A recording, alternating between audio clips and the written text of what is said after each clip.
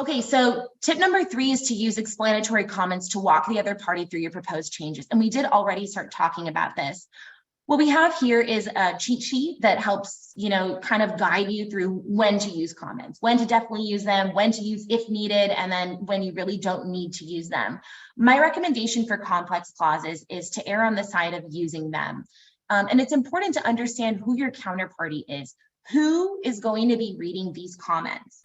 Is it going to the CEO of a startup who doesn't have in-house counsel, or is it going to the other party's in-house attorney, or is it going to the other party's outside counsel, or is it the other party's sales rep who's going to read it first? And if you're not sure, or if it's all of the above, then I recommend leaving comments, because you may not be only negotiating with a contracts professional. You may be negotiating with other stakeholders of the company as well, and this is your opportunity to show them your reasoning and your justification for making this change. Now, in addition to using explanatory comments, especially with complex clauses, I like to use a high-level overview email. So it should be red lines with explanatory comments plus cover email that lists out the high-level overview of the open items.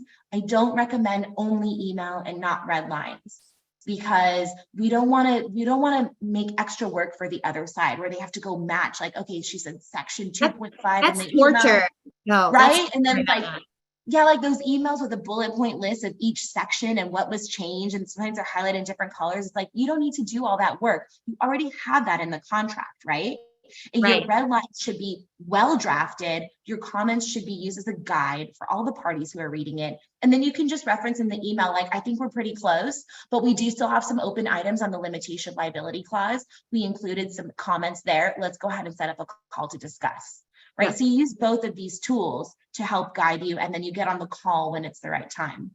So I echo all of your sentiments, Netta. I love using the email summary, not just as a technique to supplement the red lines in the contract Word file, but also to build a champion on the other side. So let's say you're the vendor and the customer's counsel, who has very little context on the deal, or is not really the stakeholder or owner, like they're not going to be the user of the technology product or service. Make the customer who's actually going to use the product or service your champion. They have a vested interest in getting the deal done, because they need to get a project done. They're held to a certain deadline or performance standard. So what does that mean?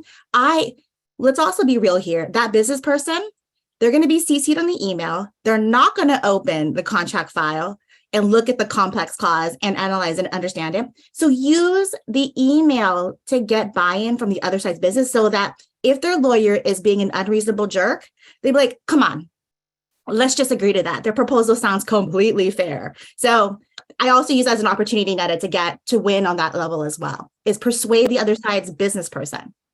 100%. Just because, you're not negotiating with one person on the other side.